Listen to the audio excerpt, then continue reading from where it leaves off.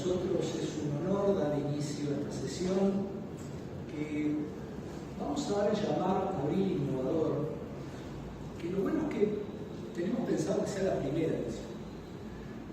Un mes de abril dedicado a pensar en clave de innovación institucional, de innovación de producción, de innovación educativa. Y para ello preparamos una jornada muy especial en el día de hoy. En el día de hoy nos acompañan los profesores Ricardo Pascale, los voy a citar en el orden en que van a disertar. El profesor Ricardo Pascale, profesor Rafael Huarga y profesora Gloria Virginia López, de la Facultad de Química, que nos van a hacer una exposición sobre todo lo que tiene que ver con la innovación, desde los aspectos más generales hasta los aspectos más particulares, y en particular aspectos que tienen que ver con la química también. Como figura allí en pantalla, continuaremos en este mes de abril innovador con el lanzamiento del primer centro de formación integrada de la Universidad de la República, para el cual están todos invitados. La explicación figura allí. Entonces, yo primero que nada, antes de empezar, quisiera pedirles a todos que disfrutemos de esta velada, en donde realmente nos va a invitar a todos a pensar cómo aplicar innovación en determinados aspectos que quizás no nos imaginábamos para tratar de lograr un país mejor, una universidad mejor, una facultad de química. Así que les pediría al profesor Huarga y a la profesora López que tomen asiento y hago la presentación del profesor Pascale. El profesor Ricardo Pascale, como ustedes saben, fue presidente del Banco Central del Uruguay en 2 oportunidades, profesor grado 5, Facultad de Ciencias Económicas. Nos acompañan aquí varios de sus colegas, el decano actual, a quien le agradezco, el profesor Jorge Javier, y hizo en el año 2021 el lanzamiento de un libro, Del freno al impulso, en donde justamente diserta en torno de la innovación y lo importante que es apostar a la ciencia y la tecnología para todos los países, pero en particular para un país como el nuestro, el Uruguay. Entonces no nos parece que podíamos haber empezado esta jornada de mejor manera que escuchándolo. Los invito a todos a disfrutar de su presentación y creo que todos vamos a aprender mucho de la misma. Muchísimas gracias, profesor, por acceder a nuestra invitación.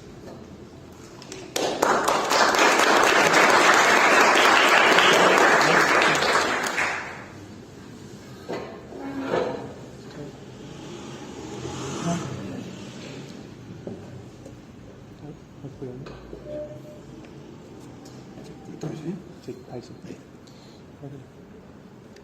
Ahí está.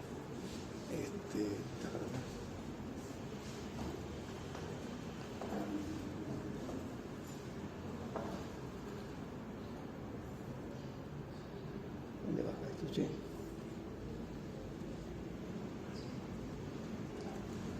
A ver qué se te lo baja. Ah, sí, sí.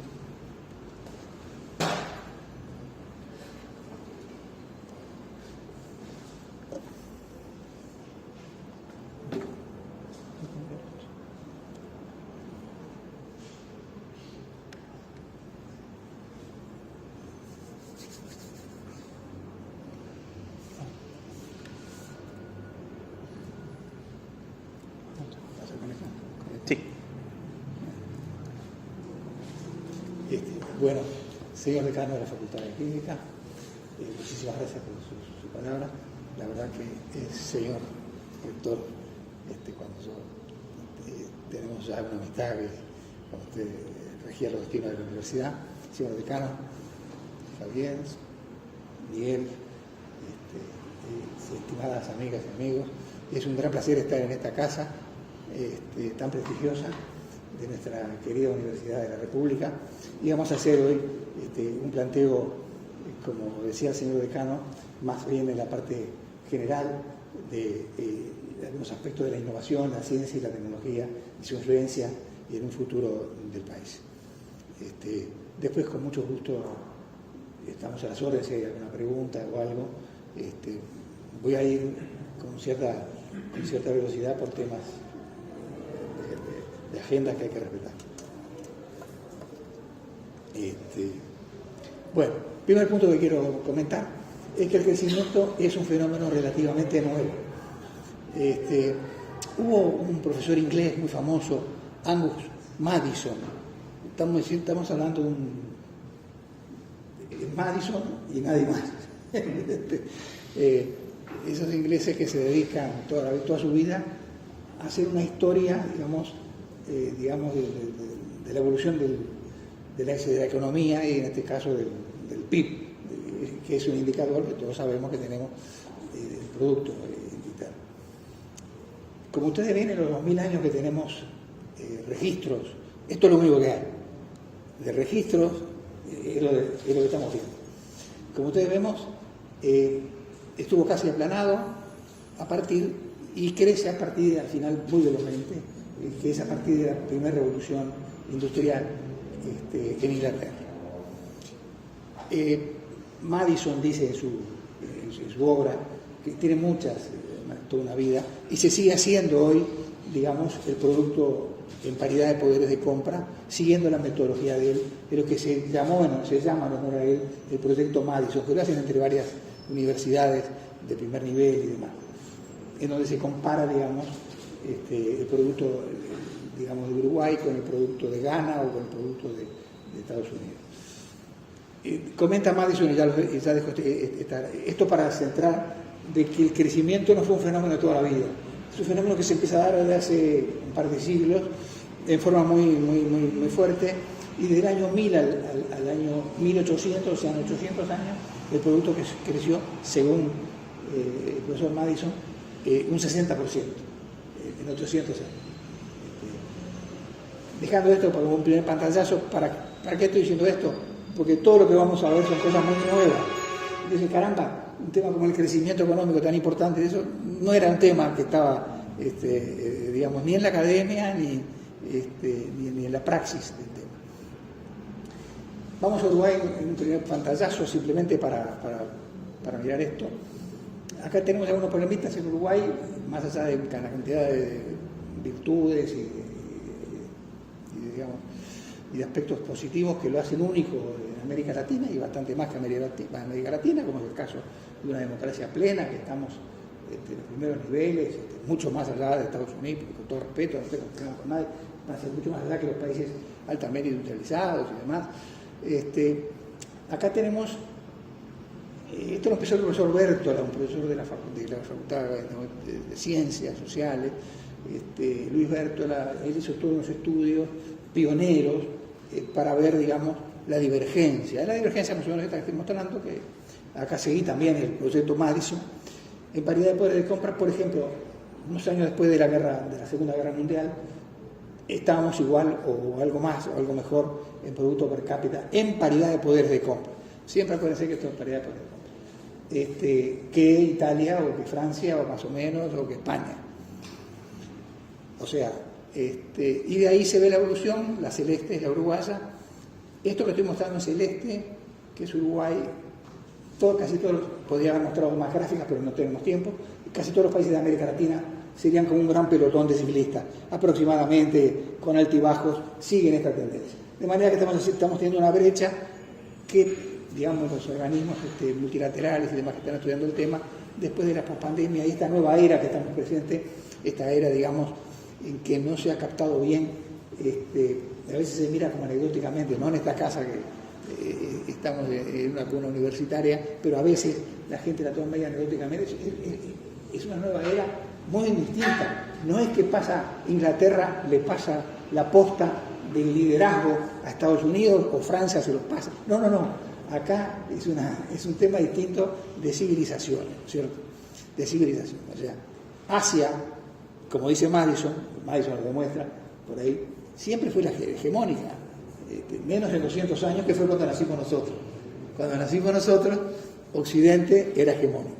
Primero en el siglo XIX fue Europa, en el siglo XX Estados Unidos y en el siglo XXI es un siglo asiático, digamos.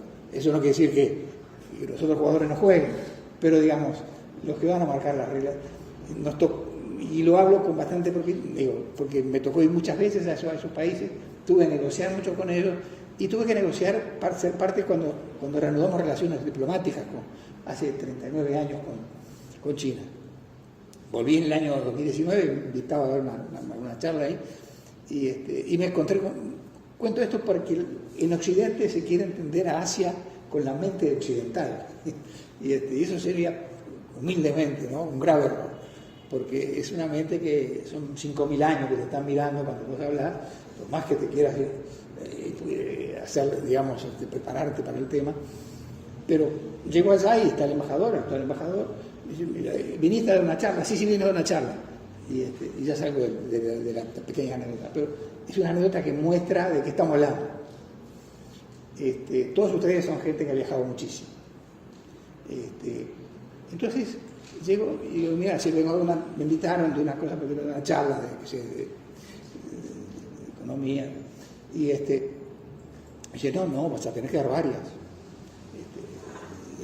Tú conoces al embajador Hugo, el embajador muy activo. Dice, no.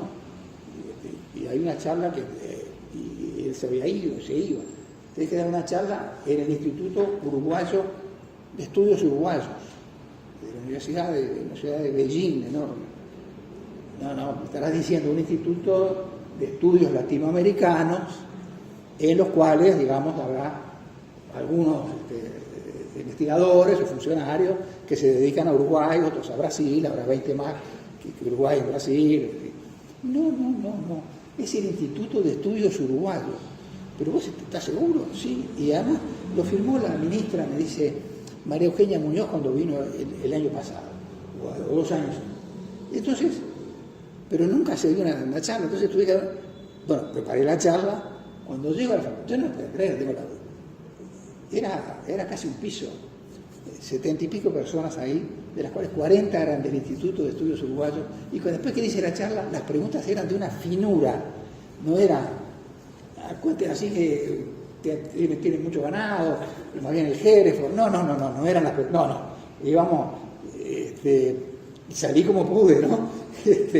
Pero digo, uno conoce Estados Unidos, conoce España, la madre patria, conoce Italia, la madre patria, el Instituto Uruguayo Ítalo-Latinoamericano, el otro Instituto Cervantes de España, y ahí está toda la muchachada. Acá no, los chinos, lo que somos, mucho menos que un pequeño barrio de Beijing, tienen un estudio para estudiarnos a nosotros, y sabían de nosotros muchísimo. Bueno, esto para decirles que en esta nueva era, esto va a crecer, digamos, nos vamos a tener más divergencia. Y acá lo pongo, ahí lo puse con 3 países que, eran clásicos, pero acá lo pongo, esta es más preocupante en el sentido de que cómo se quedó Uruguay en algunas cosas, pero lo digo con el tono positivo porque Uruguay es el único que puede alcanzarlo, si queremos los uruguayos, es con algunos países como Nueva Zelanda, Finlandia y, ya Singapur hay que dejarlo fuera lo puse para simplemente a título simbólico, está totalmente despegado, de manera que tenemos una divergencia, un lento crecimiento de largo plazo, y este es el segundo punto que quería dejar. En este instante, entonces, en este tema del crecimiento tenemos tres tipos de desafíos, por poner 3. Siempre, como ustedes saben, en estos temas hay un grado de arbitrariedad cuando uno selecciona 3. Seleccioné 3. Epistemológico primero, hay una revolución, el tema de revoluciones tecnológicas y los incesantes avances teóricos que estamos teniendo. Los temas epistemológicos, primero tuvieron los clásicos, que tuvieron partes de su obra, tocaron al crecimiento económico, pero no tienen libros de crecimiento económico específicamente hablando, sí, pero sí parte, y se basaban en la observación, como Newton, en la observación, y a partir de esas observaciones hacían sus teorías, ¿no es cierto? Hacían sus teorías. Ahí puse algunos de los que han tenido relevancia en ese punto. Pero el problema de la economía, que es, como ustedes saben, una ciencia social. Estoy en una casa en la cual algunos métodos de investigación se pueden aplicar más como ser experimento. Si hay una casa que quizá esté entre las que más se puede experimentar, es en la Facultad de Química. En ciencias sociales es mucho más complicado. Es mucho más complicado. Y entonces, bueno, ahí quedó en una parte más, más psicológica. Ahí, si vemos en Keynes habla de los animal spirits. Keynes, mal traducido, porque Keynes era un culto y hablaba latín casi como inglés, casi como inglés. Entonces todo el mundo cree que son los espíritus animales. No, los animal spirits, ánima viene el latín viene de alma, y espíritu viene del estado, o sea, es el humor es el humor de la sociedad, digamos que es un humor, digamos que todo el mundo va para adelante, se equivoca, bueno, se arreglan lo que y demás. O sea, había una gran influencia de como ciencia humana, digamos, ¿cierto? Los aportes de Marshall, de todos ellos. No quiero ser largo. Luego empieza a girar en el siglo pasado, con un énfasis más matemático. Ahí vienen físicos. Tinbergen era físico. Samuelson tenía su bachelor, su grado en ingeniería. O sea, eran matemáticos que hicieron un enorme aporte y le dieron durante gran parte del siglo pasado mucho más rigurosidad, digamos, desde el punto de vista tanto sea de la economía matemática como de la econometría, que sería, digamos, la comprobación de algunas teorías booleanas. Ya sobre los años 70, todas esas teorías empiezan a hacer ruido, empiezan a hacer algunas anomalías, y ahí empezamos a tener algunos tipos de experimentos, como es el caso de Schwarz y Kahneman, que tiene que ver con el comportamiento. Hasta ese momento todo el neoclasicismo suponía un hombre perfectamente racional. Ese hombre perfectamente racional, que puede haber funcionado eventualmente en una cantidad de tiempo, empieza a ser agua, porque eso empiezan a darse cuenta que el hombre tiene emociones, se ríe, llora. No es la misma la decisión de una persona que cuando la llaman le da una gran noticia y toma la decisión después, la que tenía que tomar. Cuando lo llaman le dan una pésima noticia, seguramente la decisión va a tener otro tono. Y ahí empiezan a hacer lo que conocerían ustedes como randomizer, y también en medicina, que es la casa de enfrente, y en otras facultades, control trials, o sea, experimentos de tipo aleatorio, controlados. Voy rápido porque esto. Después, ya más adelante, todos ellos fueron premios Nobel. Estos tres fueron en el año 2002. Estos ya salieron y se fueron al terreno. Ya acá no me hagas una muestra, voy al terreno y miro qué pasa en el terreno. Y se lo dieron a un matrimonio, que es esta chica que está nombrada en primer término, Esther Duflo, es una francesa, la más joven que tuvimos como premio Nobel, y lo hicieron en el terreno, básicamente en dos temas vinculados al desarrollo económico, que son la pobreza y los problemas de género. Ya en el año 2021 se le dan a estos tres autores ya haciendo experimentos naturales, ya no hacían nada randomizing. Se tomaban medidas y observaban qué pasaba con las medidas tomadas y con las distintas cosas. Entonces, todos estos avances, como ven, hay una gran preocupación, digamos, en la academia internacional por la parte metodológica de la economía, ¿no es cierto? La parte metodológica de la economía. Entonces, o sea, este es un gran tema que tenemos. Algunos temas epistemológicos y, digamos, de filosofía de la ciencia, en una ciencia de decimal science, como se dice en inglés, una ciencia bastante compleja. Después viene la revolución tecnológica, voy a ir medio rápido. Ahí tenemos la primera revolución tecnológica del año en Inglaterra. Después tenemos la revolución de Henry Ford, que pongo un año para poner un año. En realidad todos saben que una revolución no se da en un año. Pongo un año, que fue el modelo que sacó el modelo T, Henry Ford, que fue una digamos, una revolución tecnológica de las cantidades. Producir la misma cosa muchas veces.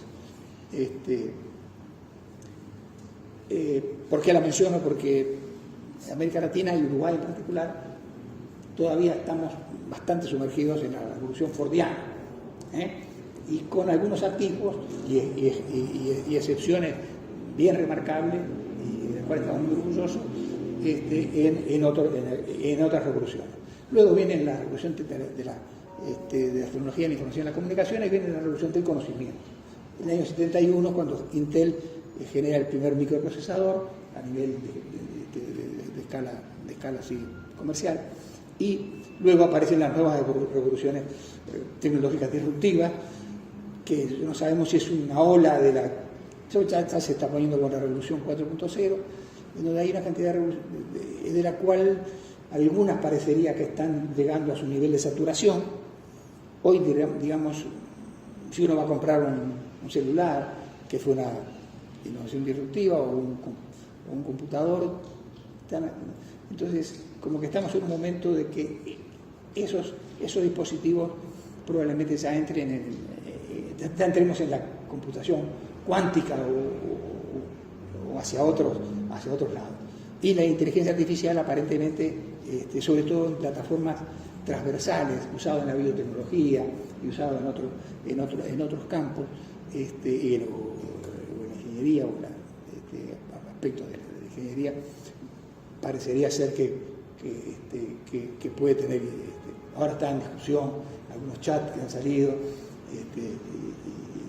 que son más a nivel más general de la gente.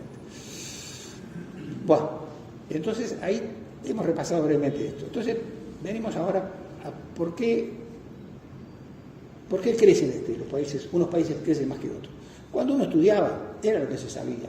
Los países crecían por el capital, estoy poniendo el nomenclator internacional, el capital, el trabajo y los recursos naturales.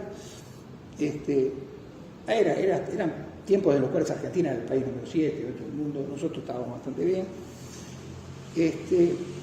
Y ahí en esos tiempos, un poco antes, ya Schumpeter, digamos, era un disruptivo, era un hombre disruptivo, un austríaco brillante, que después se va a Estados Unidos, fracasa, tiene problemas como ministro de Economía de Austria. Y Schumpeter, cuando tiene 28 años, en 1911, saca un libro, Teoría del Crecimiento Económico, en el cual poco habría que agregar, para si lo leyera ahora, ¿no? O sea, él habla de la creación destructiva, o sea, una innovación va destruyendo a la otra, y va creciendo, y a su vez que no hay ningún país desarrollado en el mundo, no se podrá desarrollar si no tiene empresarios innovadores. Schumpeter quedó ahí, después en el año 42 ya es un libro ya más de filosofía, de ciencia política y también de economía, saca el otro libro, Capitalismo, Socialismo y Democracia, ¿sí? Muy importante. Todo está bien hasta que realmente empieza con un muchacho también de 28 años, de la Universidad de Harvard, se llamaba Robert Solow, está bien. Robert Solow hace su tesis doctoral dirigido por un gran profesor que se llamaba Vasily Leontiev. Vasily Leontiev es uno de los que había hecho las cuentas nacionales, ayudado a hacer la estructura de las cuentas nacionales. Era el director de la tesis doctoral. Tema de la tesis doctoral, la pregunta investigativa: ¿por qué crecen los países? Hasta ese momento, hasta que Solow empieza a estudiar, Solow estudia y llega a la conclusión que no saben qué hacer, de que la mayor parte del crecimiento de los países no se explicaba ni por el capital, ni por el trabajo, ni por los recursos naturales, se explicaba, digamos, por algo que no sabían, que hoy se llama residuo de Solow, que es todo lo que nos explica, eso se llama residuo de Solow, que es la mayor parte, y es que después nosotros le llamamos productividad total de los factores. No se preocupen, en pan y mantecas, como me decían en Estados Unidos, si no puede decir cosas complicadas, simples, porque no la tenés clara vos tampoco. En realidad es todo lo que nos puede explicar el crecimiento de la masa, digamos, de trabajadores, o del stock de capital, o los recursos naturales que tenemos. Si crece más de lo que creció, tendría que haber crecido por esto, es otro, y hoy explica, por supuesto, la mayor parte, digamos, del crecimiento. El modelo es ese que está ahí, no lo voy a poner. Fue un cambio radical, fue la primera vez que se formaliza el conocimiento. ¿A qué se debe? No sabían qué nombre ponerle. Y Leontía dijo, poner progreso técnico. Progreso técnico, eso pasó a ser después el conocimiento, que hoy juega y está en el centro del ring en este tema. Perdón, un detallecito más. El modelo de Solow es un modelo que considera el conocimiento exógeno al modelo, exógeno al sistema económico, como que vendría de afuera. Con lo cual te hacía difícil proyectar crecimientos o fijar políticas públicas. Entonces después vienen algunos, digamos, autores de ellos, todos estos premios Nobel, que fue en el año 2008, Paul Romer, en donde, digamos, el crecimiento allí el conocimiento pasa a ser endógeno al sistema económico, lo genera el sistema económico. Ahí entra la investigación y desarrollo, y ya modelos más recientes, o más disruptivos, en donde formalizan las ideas de Schumpeter por estos dos autores, Aguillon y Howitt, que lo van a sentir nombrar muchas veces, aquí más seguramente, y van a tener las más grandes distinciones académicas, ya las tienen, pero en donde ellos, Schumpeter habló en general, pero no formalizó. Esto formaliza el modelo schumpeteriano de la creación destructiva. El libro de ellos, los papers de ellos son muy pioneros en este sentido. O sea, hasta aquí estamos bastante bien, hasta que viene otro señor, un fenómeno llamado Douglass North, a los cuales los chinos lo llamaron muchas veces, porque este hombre habló de las instituciones en el sentido a la North, que no son solo las normas, las leyes o el Banco República, sino que son también los usos, las costumbres, digamos, los valores. Es una cosa mucho más amplia. Las instituciones a la North son un tema que, entonces, puse esta frase porque sintetiza su pensamiento. Dice, cuando ustedes me hablan de progreso tecnológico, dice, cuando me hablan de la acumulación de los factores, o sea, el capital, el trabajo, el recurso natural, y el progreso tecnológico por otro lado, con la PT, con la productividad total de los factores. Cuando ustedes me hablan de eso, me están diciendo, no son las causas del crecimiento económico, son el crecimiento económico, las causas son otras. Entonces, ahí venimos a otros autores que acompañan a Simon y Robinson en un libro importante del año 2012, que se llama ¿Por qué fracasan las naciones? Está traducido al castellano, y un libro muy recomendable, de carácter institucional, en donde ellos consideran instituciones extractivas e instituciones inclusivas. Y dicen, sin asco, así en el capítulo 3 o 4, que ningún país, estoy hablando de lo que dice Acemoglu y Robinson, conquistado por Francia y contra España, es un país que se ha desarrollado. Porque dice que fueron colonizaciones extractivas. Venían a sacar, más que a dejar, instituciones inclusivas. Es un libro, cuento, paso a titulares, ¿no? Entonces, ¿dónde estamos parados hoy día, más o menos? Que hay causas próximas del crecimiento económico. Tenemos que el Y sería el producto, es una función de un vector, digamos, de insumos, donde está el capital, está el trabajo, están los recursos humanos. El capital humano a veces se pone separado, a veces se queda dentro de la PTF. Si hay datos para manejar el capital humano y valorarlo, se puede modelizar, si no queda en el residuo de solo. Y acá las causas fundamentales. O sea, causas próximas y causas fundamentales. Las causas fundamentales son las instituciones, la cultura, una estabilidad general del país. Esto, digamos, es el estado del arte hoy día. Causas próximas y las instituciones. Tenemos algunas tesis sobre Uruguay que se basan en las instituciones, que justifican, por ejemplo, la tesis doctoral de un querido amigo, el economista, Gabriel Odone. Él digamos, es un institucionalista, digamos. Está como Acemoglu y Robinson, digamos, en esa línea, que fue una decadencia de las instituciones en Uruguay, lo que llevó a esto. Muy lindo los papers, que incluso resumen sus tesis para y entonces digamos, bueno, ¿y qué tiene que ver la ciencia en todo este lío? ¿Cómo es este asunto de la ciencia? ¿Cómo juega en este baile? O sea, entonces, primera discrepancia que hay es entre ciencia básica guiada por curiosidad, que yo pondría, ICB sería investigación científica básica, o ciencia aplicada. Yo creo que es una discusión que de repente hay cosas que son ciencia aplicada, son ciencia básica para alguna ciencia y es ciencia aplicada para otra. Entonces, se hace bastante complejo. Yo creo que la ciencia básica tenemos que enfatizar muchísimo para después poder a partir de esto tiene que ver mucho con el fondeo de la ciencia básica y la ciencia básica y la ciencia aplicada. Hablábamos con el decano de la facultad recién sobre la economista Mariana Mazzucato, en fin, que ha tenido varios libros, en donde ella explica con crudeza y con claridad que ni el internet, ni el chip, ni nada de eso, ni el GPS, ni el Siri, ni nada de lo que tenemos, lo desarrolló ningún muchacho de los garajes de Silicon Valley. Fue desarrollado por el Ministerio de Defensa de Estados Unidos. Clarito. Después tienen esos arreglos con el sector privado, en fin, después sigue el sector privado. Eso será un tema de cada civilización. Pero Mazzucato pone el acento con mucha valentía, ¿no? Porque es un tema bastante delicado.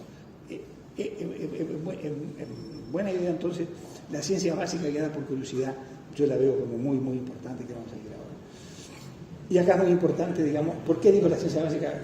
La veo como muy importante porque puede acaparar más sectores, más países, y dura más tiempo que la investigación aplicada. Las innovaciones, no todos están de acuerdo. Esto es muy importante. Hay algunos que dicen, hay algunos artículos importantes como diciendo el mito de la ciencia básica, estamos hablando, o sea, jugando fuerte, ¿no? El mito de la ciencia básica. Y todo el mundo después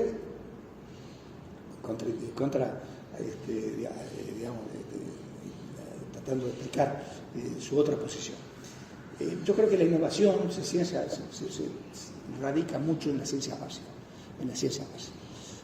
eso no quiere decir que después se aplique bienvenida, ¿no? El caso de la vacuna que tenemos del mensajero es un caso típico de una innovación traída directamente de la ciencia básica.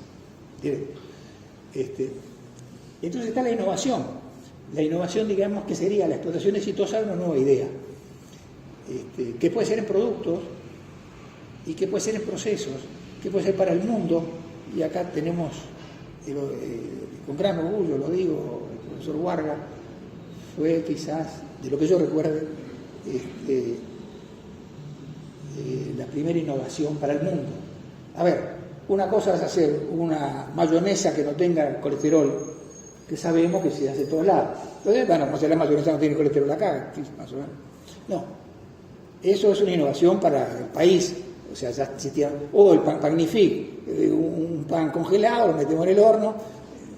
Eso es así, en Francia, comprar la máquina en Francia. No para todos los franceses, pero es en Francia. El lío es tener una innovación que sea para todo el mundo. La innovación de él, que básicamente él lo explicará mucho mejor que yo, tiene que ver con una aplicación de su conocimiento científico, de su cátedra que con brillantez desarrolló, pero en este caso aplicado no a los líquidos o a los fluidos, sino aplicado más bien a gases. Usted, profesor, lo dirá con mucho mejor que yo, para sacar en fin, cuando hay esas mantas heladas. O sea, estamos en presencia en la tarde de hoy con un uruguayo que hizo quizás la primera innovación así, digamos, para el mundo. Tenemos Morquio, el profesor Morquio, hay una enfermedad de Morquio disease, es la única enfermedad que lleva el nombre del uruguayo, es una enfermedad especial para los niños. ¿Qué es lo importante? Y acá viene la secuencia, que la innovación impacta en la productividad. Y digamos, y traídas del conocimiento, la innovación y la productividad traídas del conocimiento, explican más del 50% del crecimiento. Es la PTF que les hablé, la productividad total de los factores, que es, si ustedes en el análisis económico miran por qué no creció América Latina y no por qué no creció Uruguay, es porque la PTF no existió positivamente, fue muy pequeña o negativa, directamente. Negativo. Y entonces, ¿qué es lo que aguanta el crecimiento? Bueno, más allá de algún veranillo que podamos tener en los precios internacionales, una cosa de esa, lo aguanta básicamente el sector trabajo. El crecimiento de Uruguay es básicamente el sector trabajo. Lo demás, sí, la parte de activos de bien de uso no es tan importante. Entonces, ¿cómo impacta la innovación en la productividad? Hay productividad del trabajo y demás, pero la que cambia la aguja es la productividad total de los factores. Acuérdense, es todo aquello que no es generado por los factores de producción. O sea, son las ideas, son los intangibles, son lo que hizo Vargas, son lo que están trabajando ustedes en otro proyecto que está en fase 1, que también es un orgullo para el país.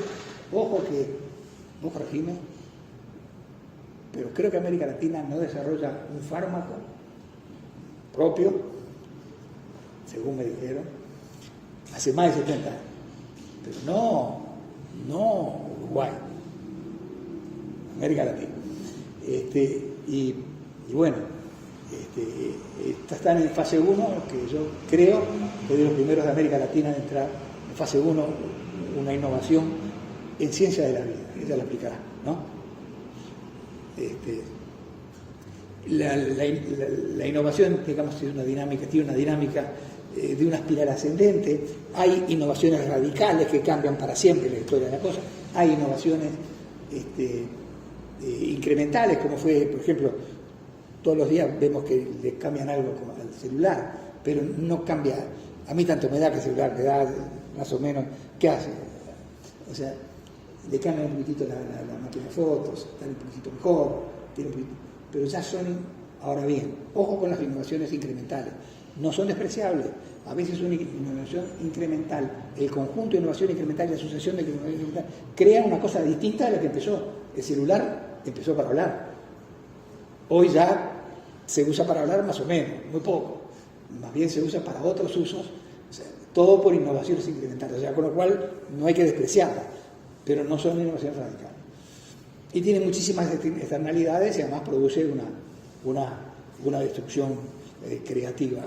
O sea, tenemos que, de manera que la ciencia impacta el conocimiento, impacta la innovación, y la innovación impacta la productividad.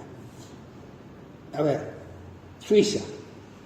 Yo creo que acá, a mí por lo menos me gusta, nos gusta el chocolate suizo, ¿no? Más o menos nos gusta el buen chocolate, el Toblerone, el Toblerone. Que yo sepa, los suizos no tienen cacao, que yo sepa, tienen un árbol de cacao, no pueden tenerlo. Son 3 pobres países, pobres en el sentido africano, que donde viene tu cacao, y con ciencia, con conocimiento, transforman eso en un algo muy rico. Claro. Estoy poniendo ejemplos un poco pedestres, pero que... Italia. Bien. Italia, a ver. Todos conocemos los cafés italianos, el Ili, la Lavazza. Que yo sepa, Italia no tiene un cafetal, no tiene, no puede tener por el clima. Sin embargo, le agregaron ciencia, conocimiento, tecnología, y bueno, y ahí es donde está la riqueza. Hoy la riqueza, ¿se dan cuenta que lo estoy hablando? Es medio complicado porque si le hubieran hecho un balance contable, que no, tuvimos buenos profesores de contabilidad, todos los que estamos, algunos que estamos acá, a Fleming, no hubiera dado nada el balance de Fleming que descubrió que uno, digamos, de la penicilina. Serían algunos microscopios, eventualmente tendría algunas cosas para enfriar lo que veía, y tendría un par de escritorios, y tenía una cantidad de hongos por todos lados, que por suerte nos salvó del tema. ¿Qué quiere decir esto? Yo cuando miro un balance, ni entro a mirarlo. La verdad, quiero ver primero qué cabeza tienen los que están manejando la empresa. Si están en el paradigma de las cantidades de la revolución 2.0, ya despacito ya podemos empezar a pensar cuánto va a durar. Ahora, si es gente, irónicamente los bancos le prestan a los que se van a fundir. Entonces, we the people, la gente termina al final pagando las cosas. ¿Por qué? Porque tienen balances agregados. Pero ¿quién va a creer en 4 científicos jovencitos? Bueno, cuesta, se está logrando. En el Pasteur se está logrando. El Ministerio ha sacado ahora en la rendición de cuentas, y hay un Innovation Hub, y antes también hicieron cosas, o sea, el país hizo muchas cosas. Pero digamos, el punto es agregarle ciencia, agregarle digamos, innovación, y ahí crear mucha mayor riqueza. De manera que el conocimiento y la ciencia impactan en esto. No es, lo pongo lineal, con los talentos que hay acá, no tengo que explicar nada, que esto no es lineal, se retroalimenta, etcétera, etcétera. Impacta en la productividad en la competitividad y la competitividad en el bienestar. Pero todo arranca en la ciencia. Ciencia que la gente acá no conocía, la empezó a conocer ahora con el tema de la pandemia. Mirá, qué cosa, y estos muchachos, tu hija y Gonzalo Moratorio hicieron el PCR, el doctor Moreno, ese papá de Pilar Moreno, una científica que hizo el PCR, tuvimos un PCR de primerísima, ¿no? y que digamos, que permitió salvar muchas vidas. En suma, el conocimiento de la tecnología de la información impacta grandes ideas, aumenta la productividad, en especial la productividad total de los factores, porque ahí es donde se ve la innovación, en la productividad total de los factores. Y eso aumenta el desarrollo y el bienestar de la población. Las investigaciones dan que si nosotros tenemos en el eje de las ordenadas, de las abscisas, digamos la proporción de economía del conocimiento que tiene. A medida que nos desplazamos hacia la derecha, tenemos más economía del conocimiento, ¿sí? Y la función es el producto per cápita. Digamos, la Y sería, digamos, el eje de las ordenadas sería no es una función lineal, es una función exponencial. Es exponencial acá el tema. O sea, no hay país desarrollado en el mundo que no haya hecho esto. Ahora, no alcanza con un libro o que algunos hablemos o que alguno hable. Lo que importa es que esto es como la vacuna. No alcanzaba con vacunar el Belvedere o el Pocito. Había que vacunar y darle que tarde, ¿no? Para parar eso, si no lo parás.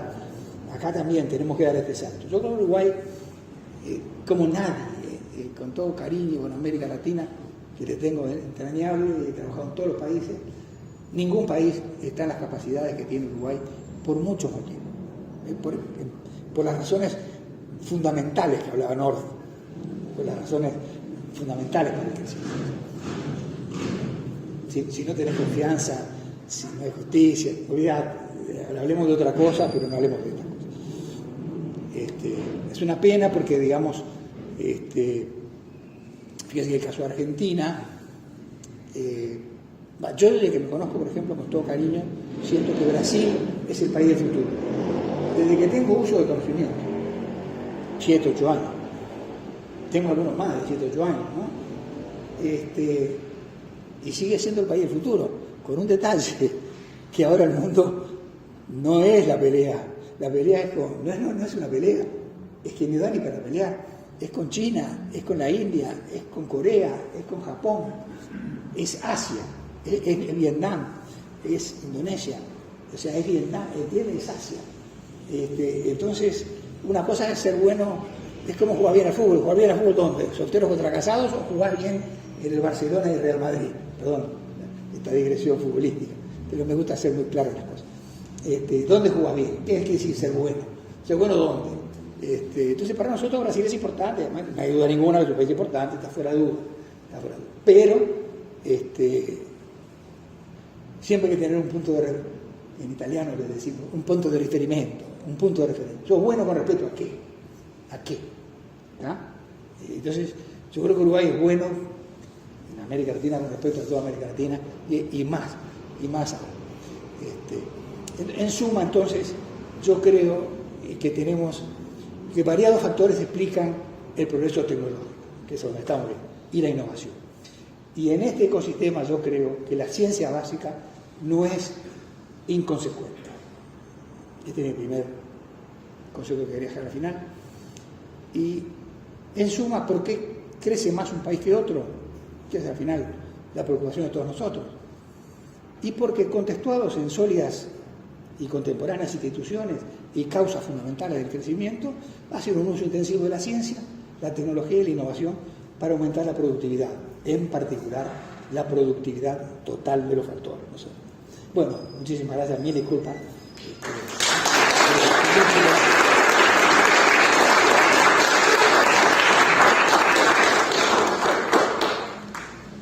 Agradecemos muchísimo, ha sido un honor nuevamente escuchar la exposición del profesor Ricardo Pascale. Comentario, yo tuve oportunidad de estar en Beijing, precisamente en el Instituto de Estudios Uruguayos, y es tal cual hizo Universidad de Dayton. Totalmente, hizo una descripción fotográfica del de ese lugar y cómo conocen realmente en detalle toda nuestra realidad. Es como nosotros somos su objeto de estudio, digamos, y lo que preguntan generalmente tiene que ver con cuestiones muy finas para conocer aún más sobre nosotros, que somos un barrio de Beijing, pequeño nomás. Si les parece, las preguntas las dejamos para el final cuando culminen las tres exposiciones. Muchas gracias. Me agradece mucho.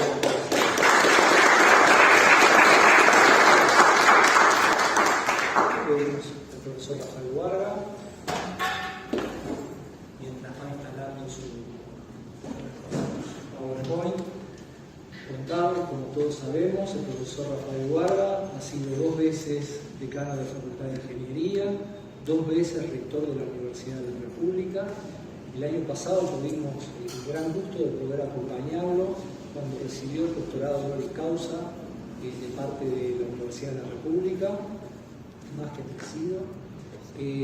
También hizo un lanzamiento de un libro, en realidad el autor es Luis Masi, pero es a partir de conversaciones y de la vida productiva, innovadora del profesor Huarga, el libro que figura allí, Una historia del futuro, que está fuera a la venta, va a estar también algunas semanas más en decanato para aquellos que estén interesados.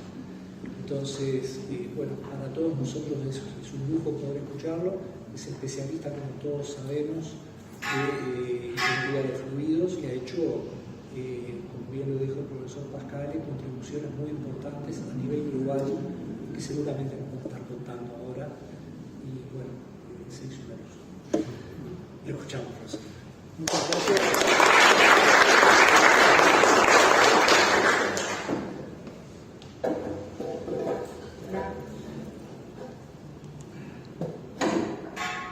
A ver si...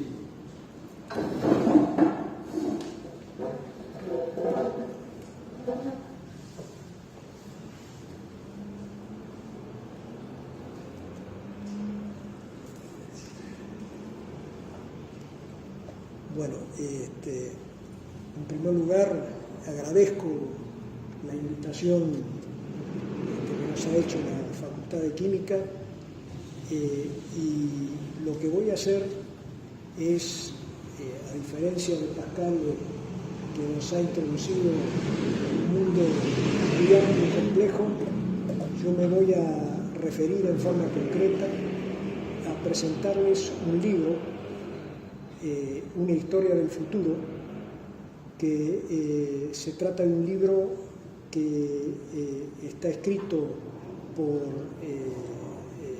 su autor es Luis Massi, y que relata un conjunto de actividades en las cuales hemos participado de manera importante. Entonces, vamos a empezar. Voy a leer de modo tal de que no divagarme, no irme por las ramas, y preguntarles si los de atrás me escuchan. ¿Sí? Bien. Entonces, en primer lugar, vamos a ver si podemos...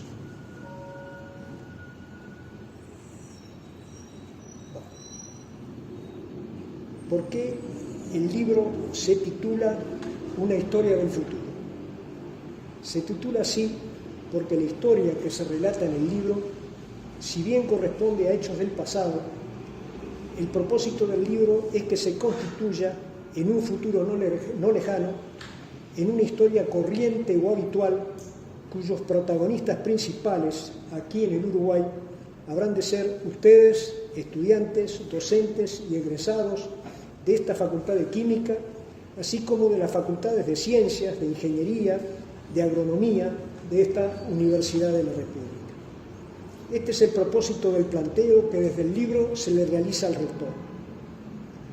En el libro se tratan dos temas: la calidad de la formación que brinda nuestra universidad en el área de las ciencias y de sus aplicaciones, un tema, y el segundo tema, la creación realizada en el Uruguay de una nueva tecnología y su proyección actual en el mundo. ¿Qué interés tiene el contenido de este libro para quienes hoy están aquí presentes, ustedes? Creemos que tiene un especial interés porque dicho contenido se relaciona directamente con el camino a transitar por nuestro país para superar la condición de país subdesarrollado que hoy caracteriza al Uruguay. Camino a transitar que depende de la capacidad que tengamos los uruguayos de incorporar a la vida productiva local conocimiento avanzado capaz de generar tecnologías y productos nuevos y competitivos en relación con lo existente en el mundo. Algo de esto nos ha comentado nuestro amigo que nos precedió en el uso de la palabra. La referida condición de subdesarrollo describe a aquellos países que, como el nuestro, se vinculan comercialmente en el mundo, exportando considerables volúmenes de unas pocas mercaderías con reducido valor agregado e importando una gran variedad de mercaderías con alto valor agregado. En el caso de Uruguay, las mercaderías exportadas de reducido valor agregado son, como ustedes saben, en lo fundamental carne bovina, celulosa y soja. Para exportar mercaderías con alto valor agregado se requiere, como es obvio, que las referidas mercaderías sean de interés de quienes las compran y que su precio sea competitivo con otras eventuales ofertas existentes en el mercado internacional. El pequeño libro que se está presentando se titula Una historia del futuro y relata el caso exitoso de exportación al mundo de una tecnología que se creó aquí en el Uruguay y que ganó localmente el premio Génesis e internacionalmente los premios Rolex en Suiza y Tech Award en California, Estados Unidos. A dicha tecnología la bautizamos con el nombre de tecnología SIS, siendo SIS, S-I-S, el acrónimo de sumidero invertido selectivo. El referido sumidero invertido selectivo es un dispositivo mecánico creado para ser empleado por esta tecnología con el propósito de actuar sobre la atmósfera cercana al terreno con alguna de estas tres posibles finalidades. La primera, el control del daño sobre los cultivos producidos por las denominadas heladas de radiación. Segundo, el control de la visibilidad impedida en las carreteras por las denominadas nieblas de radiación. Tercero, el control de la propagación de olores y polvo, asociada a dicha propagación a las condiciones de estratificación de la atmósfera nocturna. Debe señalarse que nuestro país transitará de su condición actual de país subdesarrollado a una condición futura de país desarrollado si en las próximas décadas lo logrado al día de hoy con unas pocas tecnologías de origen uruguayo, como lo es la tecnología SIS, se reprodujese en varias decenas de casos de exportación al mundo de nuevos productos y de nuevas y variadas tecnologías creadas en el Uruguay y cuyos productos sean de interés en los mercados internacionales. Este tránsito del subdesarrollo al desarrollo en las condiciones de un país como el nuestro es posible, pero requiere el cumplimiento de al menos las siguientes condiciones. Primero, el papel relevante y decisivo del sistema educativo del cual habrán de emerger los creadores de dichas tecnologías. Segundo, la existencia de un vínculo estrecho entre el quehacer científico y la vida productiva local. Tercero, la existencia de un sistema eficiente de estímulos para la incorporación de la innovación en emprendimientos productivos con proyección nacional e internacional. Lo anterior muestra el papel central y trascendente que necesariamente habrán de jugar en este proceso quienes transiten en su formación universitaria por las áreas de la agronomía, la ingeniería, la química y en general de las ciencias que hoy se enseñan en nuestra universidad. Y esto refiere a ustedes, estudiantes, docentes y egresados de esta Facultad de Química, así como de los estudiantes, docentes y egresados de las restantes facultades de nuestra universidad relacionadas directamente con la actividad productiva local. Por ello, estamos hoy aquí realizando la presentación de este libro titulado Una historia del futuro, cuyo autor es Luis Massi, un escritor interesado en la difusión de lo que hoy es el contenido fundamental de este pequeño libro. En el libro se relata una historia que conocemos bien, pues hemos sido protagonistas de la misma. Dicha historia refiere a dos aspectos que sin duda serán del interés de ustedes, docentes, estudiantes y egresados de esta facultad.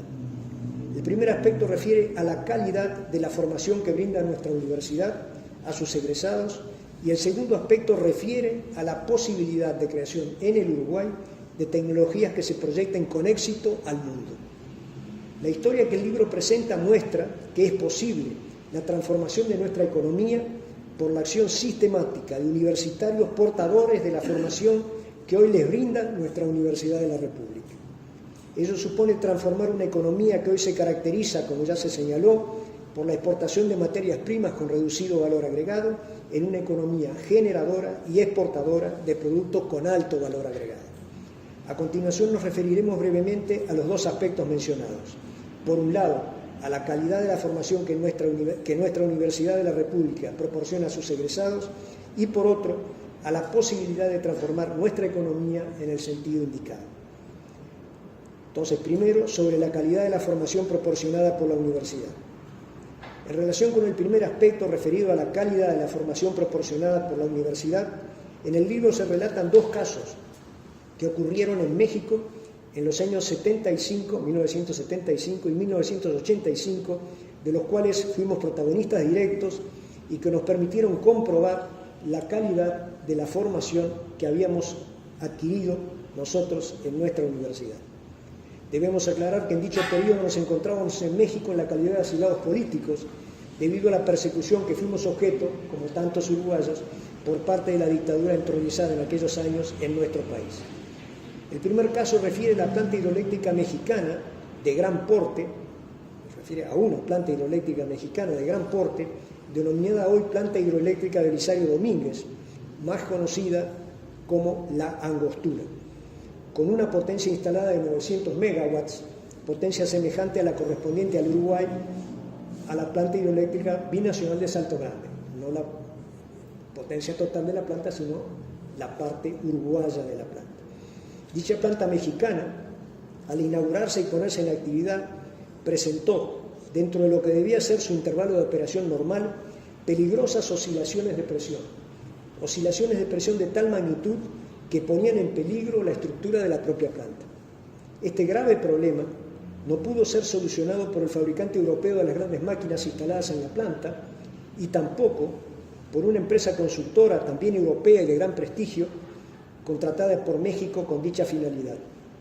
En esta situación, el problema fue derivado por la Comisión Federal de Electricidad Mexicana al Instituto de Ingeniería de la Universidad Nacional Autónoma de México y allí, por nuestra condición de ingeniero mecánico en un instituto donde predominaban ampliamente los ingenieros civiles, el problema llegó a nuestras manos. No los cansaré con el relato de cómo se solucionó el problema. Solo diremos que el problema fue solucionado debido a la calidad de la formación que nosotros habíamos recibido en la Facultad de Ingeniería de nuestra universidad. Debe señalarse que luego de solucionar el problema y dado a conocer lo realizado debido a la publicación del caso en una prestigiosa revista técnica internacional editada en Inglaterra, nosotros recibimos un importante reconocimiento técnico, tanto nacional mexicano como internacional, que se expresó en diversas formas y algunas a las que se hace referencia en el libro. Ahora vamos a ver. Ahí está. Esta es la carátula de la publicación que hicimos nosotros luego de solucionar el problema en esta planta de la angostura. El segundo caso que se relata en el libro refiere a los cambios que también desde el Instituto de Ingeniería de la UNAM se le introdujeron al diseño original de un gran acueducto de 130 kilómetros de longitud que alimenta de agua a la segunda ciudad mexicana por población, que es la ciudad de Monterrey. Estos cambios fueron incorporados en la construcción de este acueducto por recomendación del equipo técnico que nosotros encabezábamos en dicho instituto. Aquí lo que se ve es una vista satelital de una parte de los 130 kilómetros de tubería que vincula la presa de Cerro Prieto con la ciudad de Monterrey. Los puntos amarillos que se ven aquí son los lugares donde se pusieron los tanques unidireccionales que dieron lugar a lo que voy a leer. Esto fue un cambio radical del diseño original que se había realizado para el acueducto. Debido a los cambios de diseño original, el gobierno de México ahorró, según se documenta en el libro, $20 millones que se hubieran gastado en la construcción del acueducto de haberse empleado la tecnología correspondiente a su diseño original. Entonces, obviamente, después de ahorrar $20 millones, había un enorme agradecimiento de la Secretaría de Recursos Hidráulicos hacia el Instituto de Ingeniería de la UNAM. Entonces, en la figura que estamos proyectando ahora, se observa una pequeña parte del local de 1.450 metros cuadrados que la Secretaría de Agricultura y Recursos Hidráulicos mexicana regaló al Instituto de Ingeniería de la UNAM a título de agradecimiento por la importante reducción de costos obtenida debido a la intervención del Instituto en el proyecto del referido acueducto. Debo decir que el último día que permanecimos en México se hizo la inauguración de este local. Y entonces allí había unánime opinión que estábamos locos, porque justamente en ese momento nos íbamos de México. Bien, esta es una vista parcial de un rincón, digamos así, de lo donado, que no es lo que hay adentro. Adentro se ve una tubería, en fin, que justamente sirvió para hacer las pruebas antes de cambiar el diseño del acueducto, pero lo que se donó es el local, importante local de 1.450 metros cuadrados. También en este caso la calidad de la formación recibida por nosotros aquí en la UDELAR fue determinante para obtener dicho resultado tan significativo desde el punto de vista económico. En relación con esto quiero señalar que finalizando nuestra estadía en México y luego de recobrada la democracia en el Uruguay, en la última entrevista con el doctor Reséndiz, director del Instituto de Ingeniería de la UNAM, donde trabajamos hasta el último día, en realidad trabajamos allí 8 años de los 10 años de exilio en México, le señalamos al doctor Reséndiz nuestra sorpresa por haber encontrado en México y en particular en dicho instituto un vínculo fuerte y fluido entre el ámbito productivo local y la universidad, algo tan diferente a lo que nosotros conocíamos, estoy hablando de lo que conocimos antes del exilio, en Uruguay y en general en América Latina. Ante el comentario, la respuesta de Reséndiz, como ya dije, director del Instituto de Ingeniería de la UNAM, fue la siguiente: esto aquí en México, y en particular en las áreas de ingeniería, lo hemos aprendido a partir de lo que nos ocurrió durante la Revolución Mexicana, pues allí las presiones desde el exterior venían en gran medida a través de las amenazas de retiro de los técnicos extranjeros que en dicha época sostenían buena parte de nuestra producción local. Con la referencia a estos casos ocurridos en México y relacionados directamente con nuestra experiencia personal, pretendemos mostrar las posibilidades que se abren a la vida productiva de un país cuando se establece una conexión fuerte entre el ámbito productivo y el conocimiento avanzado. Algo de esto nos ha hablado nuestro querido amigo Pascale. Conocimiento avanzado que en nuestros países del sur de América radica en las grandes universidades públicas como la nuestra.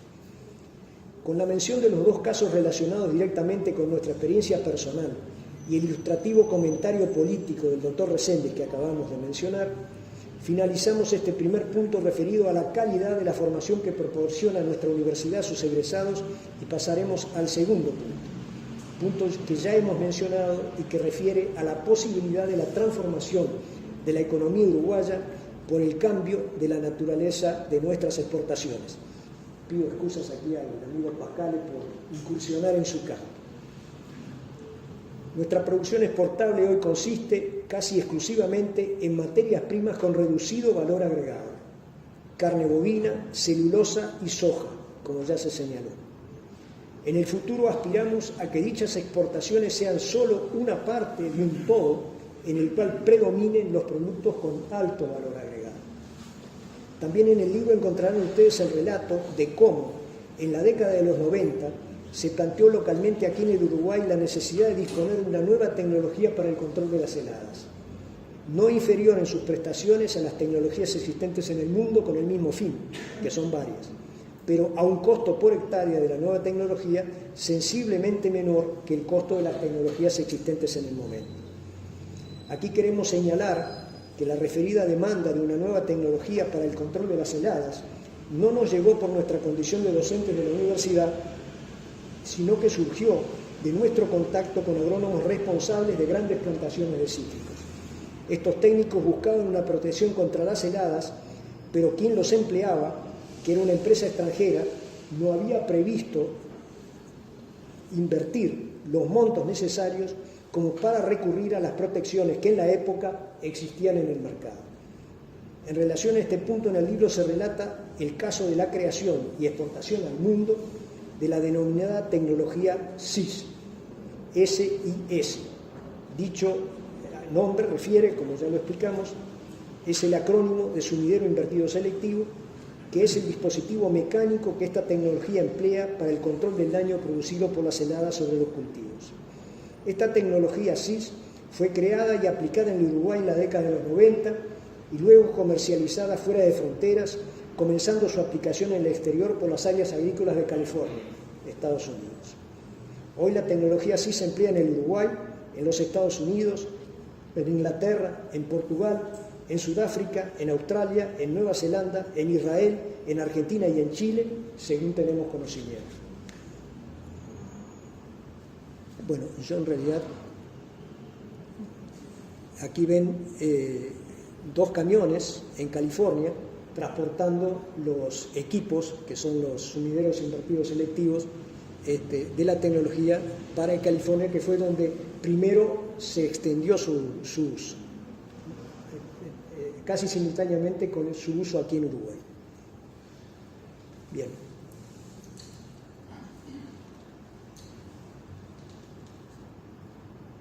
Bueno, acá debería haber una... En fin, no interesa. Sobre los premios recibidos, la tecnología SIS fue multipremiada, habiendo recibido en el Uruguay los premios Génesis en el año 94 a la mejor patente de invención, el premio a la Pymes Innovadora y la distinción europea a la Pymes Innovadora en 2009, y fuera de fronteras el premio Rolex en Suiza en el 98, el premio FIMA en Zaragoza, España en 2003 y el premio del Tech Museum en California en 2004. En el libro se relata el proceso de creación de la referida tecnología SIS, relato que incluye la descripción de los ensayos, los primeros fracasos iniciales y el éxito final, que llegó al patentamiento de la invención y a su comercialización a nivel local e internacional, comenzando por su aplicación en el Uruguay y luego progresivamente en los países antes mencionados. También se relata en el libro cómo de la observación de la aplicación de la tecnología para el control de las heladas de radiación aprendimos que su aplicación podía extenderse más allá del control de las heladas, pudiendo aplicarse con eficacia al control de las nieblas de radiación y de elevación, así como al control de la propagación de olores a grandes distancias. En el control de la propagación de olores, la tecnología sí se aplicó con éxito en la antigua planta de OCE de suministro de agua potable a la ciudad de Punta del Este y alrededores. En relación con el control de las nieblas de radiación, ello se ha aplicado al control de las nieblas que afectan el tránsito de las embarcaciones en el Canal de Panamá, donde ya hemos efectuado con éxito las primeras pruebas correspondientes a la escala piloto, con 3 aparatos, y que aquí se ve uno de los aparatos en una de las márgenes del Canal de Panamá. Estas pruebas han sido muy exitosas, pero luego vino la pandemia y una crisis al Canal de Panamá tremenda, porque no había tránsito de embarcaciones por el canal, y la empresa es una empresa estatal que tiene 10.000 empleados, de tal manera de que al momento está en el más grande de todos los déficits mantenidos a préstamo. Así que hay que esperar que pase esta situación para que la aplicación de los SIS se extienda al conjunto del canal.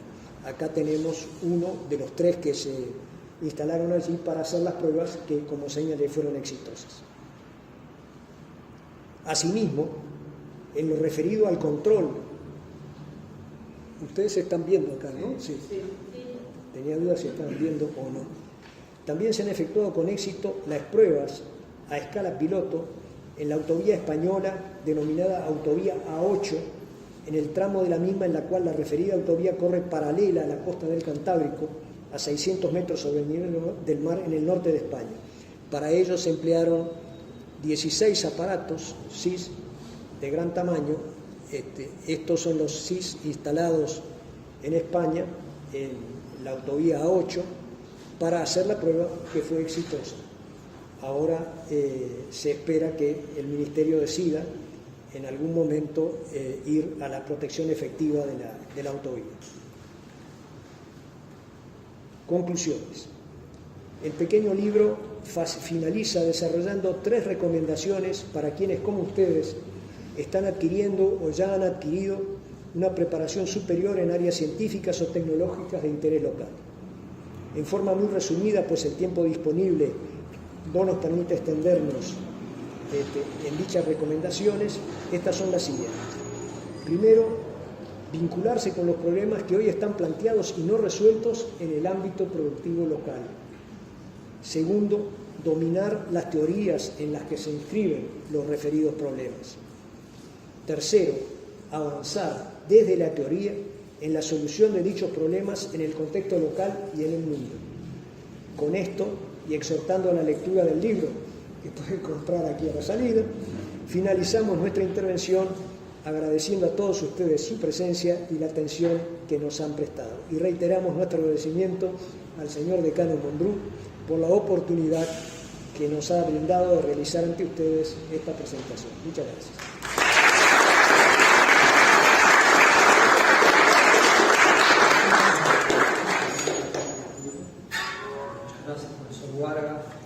Seguimos siempre atentamente los avances, estábamos saltando del Canal de Panamá, de la costa cantábrica también, y bueno, luego va a ser un gusto poder hacer la ronda de preguntas. Muchas gracias.